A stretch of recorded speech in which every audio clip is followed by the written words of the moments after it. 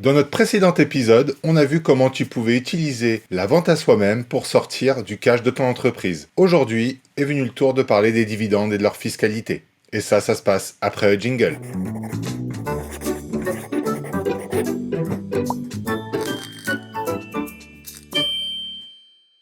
Bonjour à tous, bonjour à toi, bienvenue sur les tutos patrimoine pour un nouvel épisode des tutos. On va rester dans notre série comment sortir du cash de son entreprise en optimisant sa fiscalité et on va parler aujourd'hui des dividendes, de cette fiscalité qu'on peut avoir sur les dividendes, des cotisations sociales, tout ce qui n'est pas forcément bien connu et on va tout remettre à plat pour que tu puisses prendre les meilleures décisions pour la gestion de ton patrimoine. Alors déjà, c'est quoi un dividende ? Quand on parle de dividende, c'est étroitement lié avec le bénéfice de ton entreprise. Si tu ne fais pas de bénéfice, pas de dividende, tout simplement. Il faut savoir que les dividendes sont versés après avoir payé l'impôt sur les sociétés. Ça, c'est important, ça veut dire qu'ils sont déjà soumis à fiscalité avant que toi, tu puisses les percevoir. Ce qui est forcément différent du salaire, parce que lorsque tu es chef d'entreprise et que tu te verses une rémunération, c'est comptabilisé avant le calcul de l'impôt sur les sociétés. Donc ça va diminuer ton impôt sur les sociétés. Et enfin, si vous êtes plusieurs associés dans la société, les bénéfices sont répartis au prorata des parts que tu détiens. Je suis à 60% et mon associé à 40%. Si je verse 100 000 euros de dividendes, j'aurai 60 000 pour moi et 40 000 pour lui. Ça, c'est assez simple et je pense que tu es derrière ton écran et tu le sais très bien. Par contre, ce que tu ne maîtrises peut-être pas et qui est forcément très important, c'est le calcul de la fiscalité et les cotisations sociales. Alors, quand on parle de fiscalité, il faut bien comprendre aujourd'hui que tu as deux options possibles lorsqu'on parle des dividendes. La première, c'est la fameuse flat tax, instaurée maintenant depuis quelques années, avec un prélèvement forfaitaire unique à 12,8%.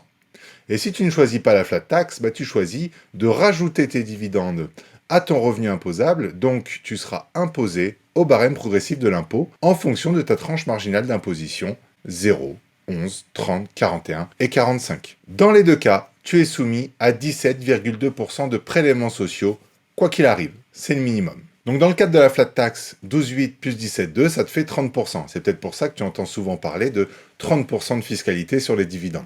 Mais tu n'es pas obligé de choisir encore une fois cette flat tax. Et si tu choisis le barème progressif, là c'est pas aussi simple. C'est pas ta TMI plus tes prélèvements sociaux, comme ça pourrait être le cas pour les revenus immobiliers. Tu vas avoir un abattement ici de 40% et il va falloir comptabiliser la CSG déductible de 6,8%.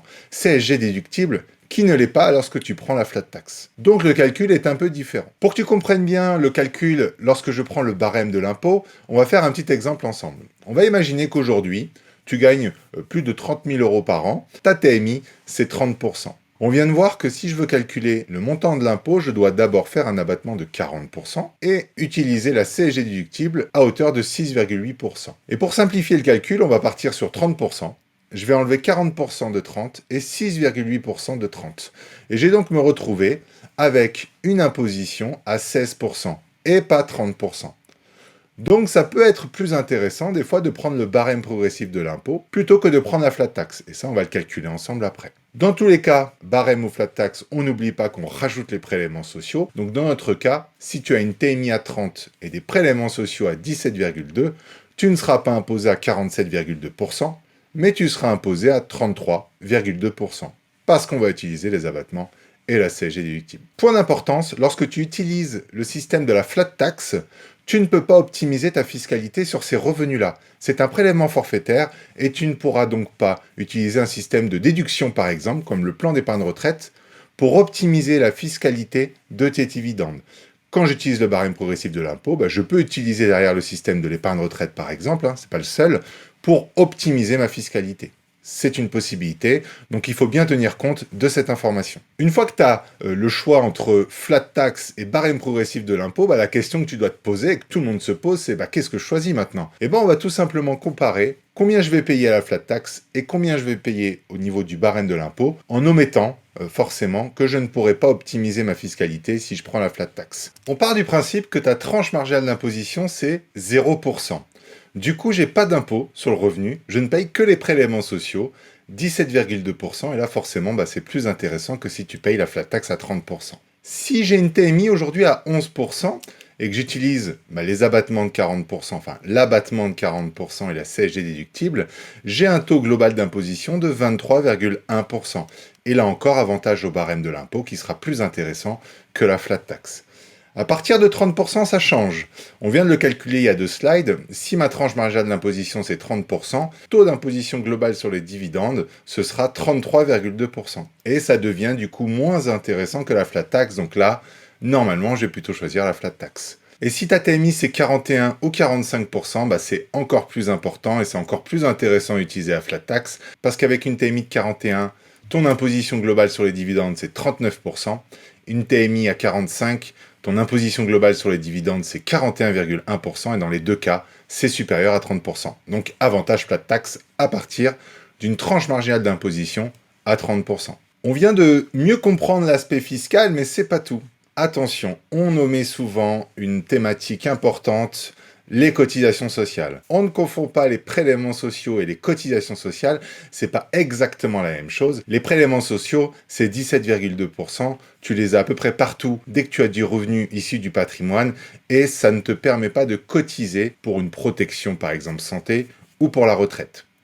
Les cotisations sociales, donc, englobent les prélèvements sociaux et sont donc toujours supérieurs à 17,2%, mais quand tu payes des cotisations sociales, tu vas payer donc plus de fiscalité, mais tu vas cotiser. Alors il faudra voir comment tu cotises et si c'est vraiment intéressant de cotiser ou de garder l'argent pour toi. Mais en tout cas, si je paye des cotisations sociales, je prépare un peu ma retraite et ma protection maladie. Si je ne paye que des prélèvements sociaux, je ne cotise pas. Ensuite, il faut comprendre que les cotisations sociales, ça va dépendre de la forme juridique de ton entreprise. Pour commencer, si tu es en SAS, Société par action simplifiée, les cotisations sociales, c'est 0. Tu ne payes pas de cotisations sociales, tu ne cotises donc pas pour ta retraite et tu paieras uniquement 17,2% sur les dividendes. En plus, du prélèvement forfaitaire unique de 12,8 ou du barème progressif de l'impôt en fonction du choix que tu auras fait suite à ce qu'on vient de voir. Pour la SARL, ça se complique un petit peu parce que tu as 2 cas de figure. Le premier, lorsque tes dividendes sont inférieurs à 10%. 10% du capital social, plus le compte courant d'associé, plus les primes d'émission. Si jamais tu sais pas, tu demandes à ton comptable, il te sort le chiffre. Si tes dividendes sont inférieurs à 10% de cette somme-là, tu ne payes pas de cotisation sociale. Et c'est vrai que des fois, on voit des chefs d'entreprise qui augmentent le capital social de leur SARL pour ne pas payer de cotisation sociale sur les dividendes. Mais si jamais tes dividendes dépassent 10%, toute la partie qui est supérieure à 10%, elle sera soumise aux cotisations sociales avec un taux qui sera dégressif.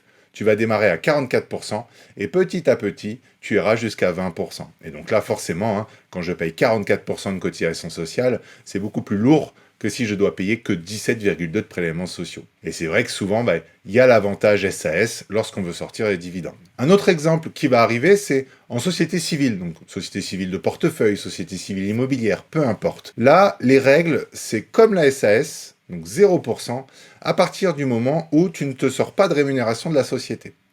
Si tu te sors un salaire en tant que gérant, par exemple, tu seras soumis aux mêmes règles que ce qu'on vient de voir pour la SARL. Donc c'est vrai que lorsque l'on fait des sociétés civiles, on a plutôt tendance à ne pas sortir de rémunération, juste des dividendes. On parle évidemment de sociétés civiles à l'impôt sur les sociétés. Les SCI classiques à l'IR ne permettent pas d'optimiser avec des dividendes. Pour terminer, un exemple de montage qu'on retrouve régulièrement soit pour nos clients, soit pour nous à titre professionnel. Tu vas avoir une société type SARL qui est la société aujourd'hui d'exploitation, donc celle qui te permet d'exercer ton activité. Par exemple, nous, le conseil en gestion de patrimoine. Dans cette société, on va sortir une rémunération, un salaire. L'objectif, c'est de ne pas se sortir trop de rémunération pour éviter de payer trop de fiscalité et trop de cotisations sociales. Donc souvent, on va conseiller de limiter la rémunération au montant des charges mensuelles et de ne pas se sortir plus. Alors pourquoi ce conseil ? L'idée c'est que comme tu te sors moins de rémunération, tu as plus de bénéfices et donc tu vas pouvoir remonter ces bénéfices dans une holding, en SAS. Et là,